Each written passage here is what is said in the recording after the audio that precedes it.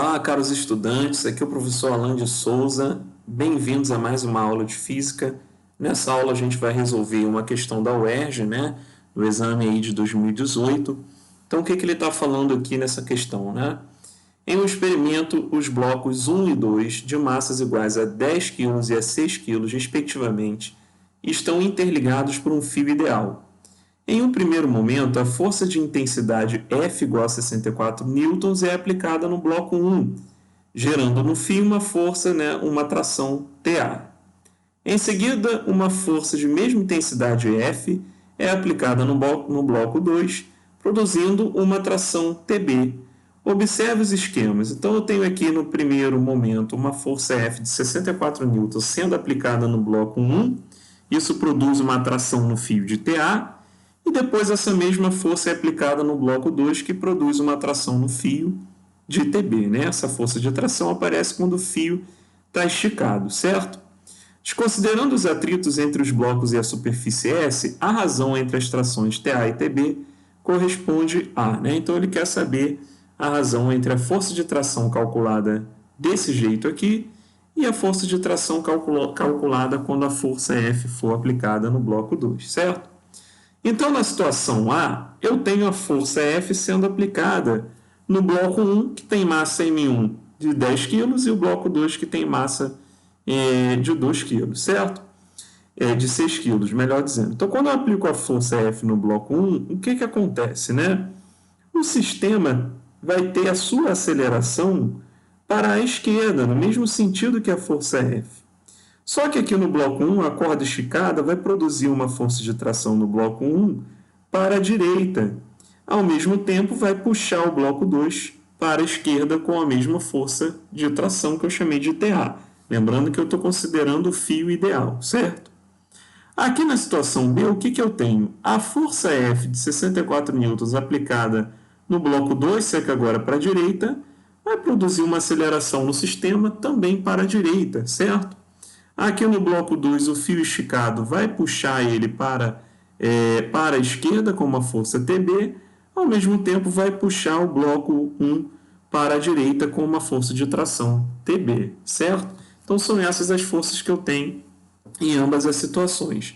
Na situação A, qual vai ser a minha força, resultante em cada bloco?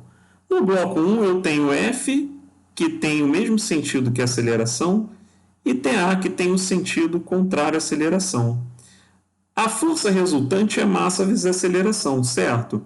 Quem é a força resultante? É a força F, que ajuda a aceleração, porque aponta para o mesmo lado, menos a força TA, que aponta para o lado contrário ao da aceleração no bloco 1. Então, para o bloco 1, F menos TA é M1 vezes a aceleração, certo? E para o bloco 2? Para o bloco 2, a força resultante acaba sendo a força de tração. Então, a força de tração vai ser igual à massa do bloco 2 vezes a aceleração. Lembrando que força resultante é sempre massa vezes a aceleração, certo? Então, essa é a situação que eu tenho. Esse é o meu sistema. Repara que eu posso cortar TA negativo com TA positivo e aí eu consigo calcular a aceleração. F é o que sobrou do lado esquerdo, M1A mais M2A, eu coloco as massas em evidências para poder calcular a aceleração, certo? Então, aqui eu tenho que se eu passo as massas para lá, dividindo, eu tenho que a aceleração é a força F sobre a massa 1 mais a massa 2. A aceleração, então, vai ser a força F de 64 kg, a massa de 64 newtons, a massa M1, 10 kg, a massa M2, 6 kg. A soma embaixo aqui dá 16, 64 por 16 dá 4 metros por segundo ao quadrado, certo? Agora eu vou analisar a situação B, ok? Na situação B, a força F é aplicada no bloco 2. Então, a força F ajuda a aceleração do bloco 2 e o TB atrapalha. A força resultante para o bloco 2 aqui, então, vai ficar F menos TB, F que ajuda menos TB que atrapalha, é a massa do bloco 2 vezes a aceleração do sistema. No bloco 1 agora só sobrou a força de tração TB, então ela é resultante.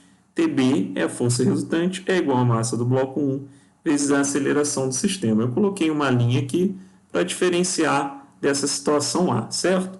Para resolver esse sistema, do mesmo jeito, eu posso cortar a tração negativa com a positiva, do lado esquerdo sobra F, do lado direito eu somo as massas, né, com o fator comum da aceleração em evidência. Repara que vai dar, ó, se eu passo essas massas para lá dividindo, né, o F dividindo as massas, repara que a aceleração vai dar o mesmo valor que a gente encontrou antes. O que eu provo com isso?